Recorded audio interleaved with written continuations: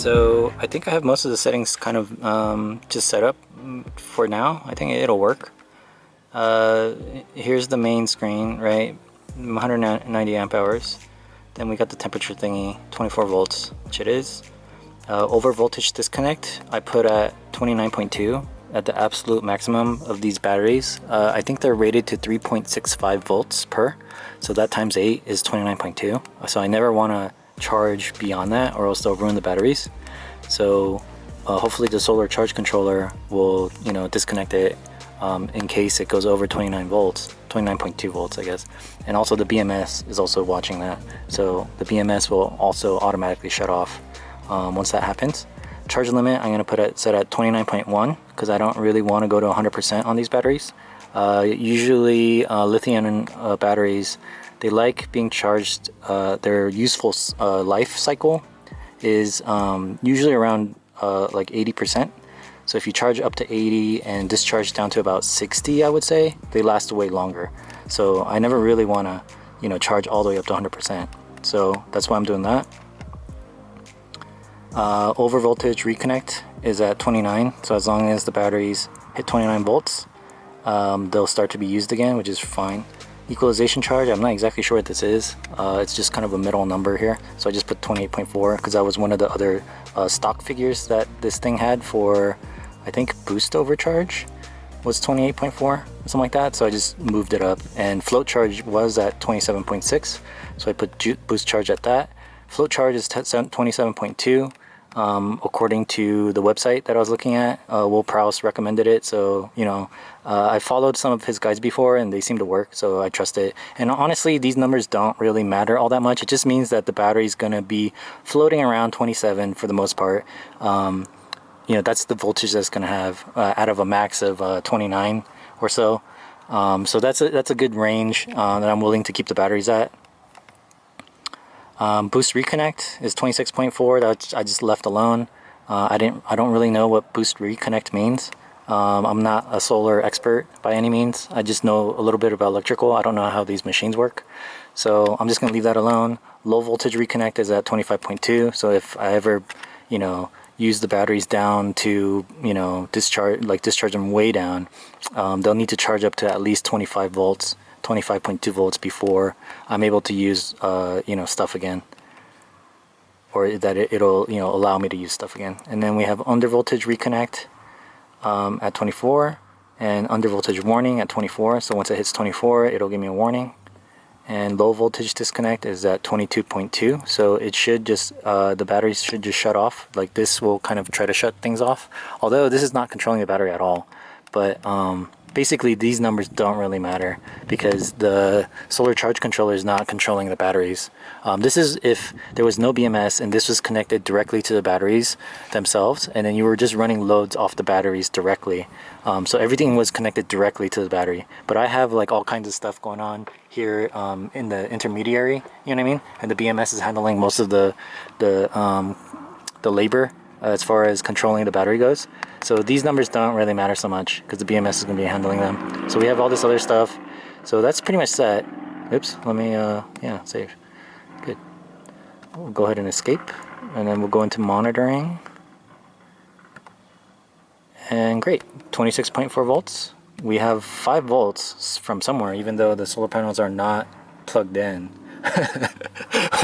Which makes no sense to me at all. But we're getting 5 volts from somewhere. And then that's the battery life, and then this is the draw.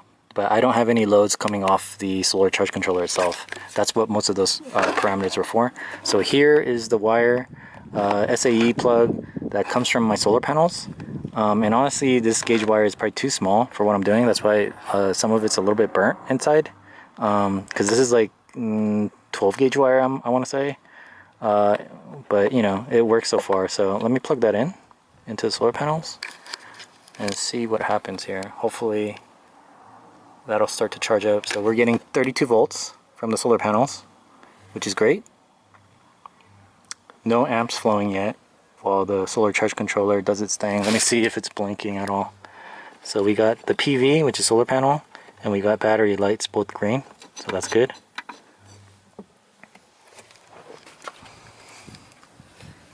Okay, a little bit's flowing. 0.1 amps, 2.9 amps. There we go. 2.9 amps is charging. So it's, the solar panels are getting about 28 volts right now. It's fluctuating 28 to 30 because it's not really cloudy. I don't know why it's fluctuating. Maybe it's just the panels themselves. But we're drawing 5 amps from the panels, and 5 amps are going into the battery right now, and we're already at 26.7 volts.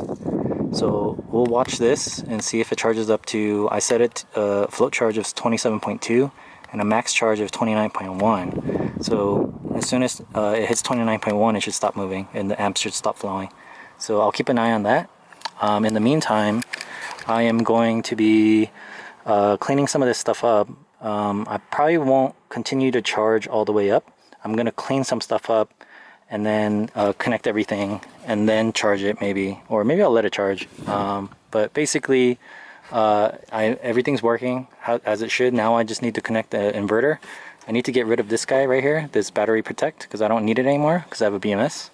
So once I get rid of this guy and kind of move some of this stuff around, I'll connect up my hall sensor. That's what this was. I forgot the name of it, and I remembered this morning. I was like, oh, this hall sensor. I don't know what I said yesterday. Did I say like Haley's or something? Harry's? Harry sensor? See how much hair you got? But anyway, I'm going to connect this guy up too. So this guy works. Right now it doesn't work. So so I can watch the amperage flow and everything. And there's other stuff I can do with that. And then so I'll connect everything up, and then you guys can see how things look. Alright, so everything's hooked up. I'm kind of surprised I didn't electrocute myself yet, but I haven't, and everything seems to be hooked up and working. Let me just check that the charging still works. There we go, 33 volts. We're at 26.6 volts on the battery.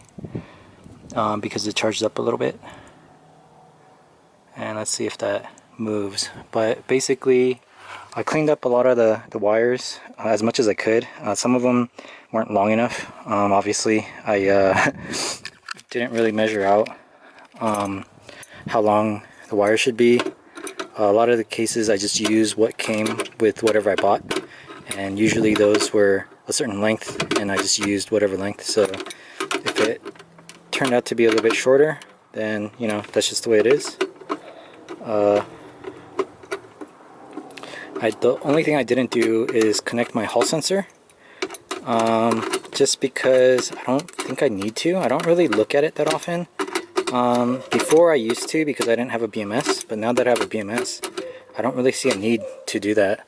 And also, I might regret this, but I didn't end up connecting a fuse here. I might do that in the future, but today it just wasn't worth it, and I figured the BMS is kind of like the fuse, so if anything that should go first, because it's set at 100 amps. So even with this fuse is rated at 175 amps, so even if this were to blow, this would go first anyway. So if this goes, then so this is pretty much useless, I would say. But I mean, it's always smart to be safe. So if I could, I would have added this in somewhere, but I didn't find a place to put it. So I'm just gonna work without it right now. So everything is charging, yeah, 6.8 volt amps, nice, 28 volts, 26.7 on the battery, cool. And I've got the inverter hooked up now, and my 12 volt. My 12 volt normally runs, so this fan should turn on, but it's not for some reason, so that's concerning. That is kind of interesting. But so my 12 volt system obviously is not working right now. It's not up, so I'll have to figure that out. I think everything is good here though.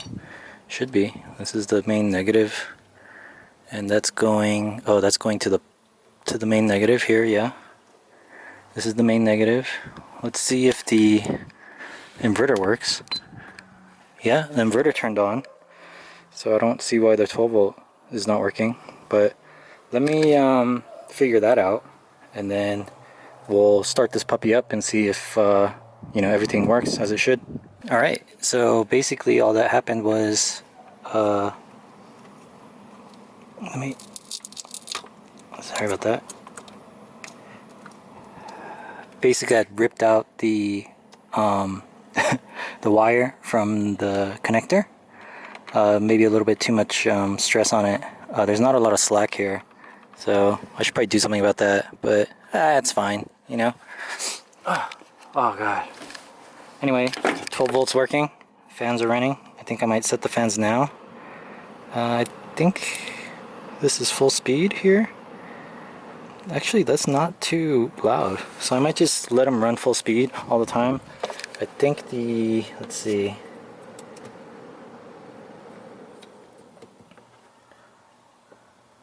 it doesn't say. Oh, maybe it says over here. I can't see through there. I think they pull 0.3 amps, something like that, alright, if I remember correctly from the specs. But 0.3 amps, even if it's 1 amp, that's really not that bad.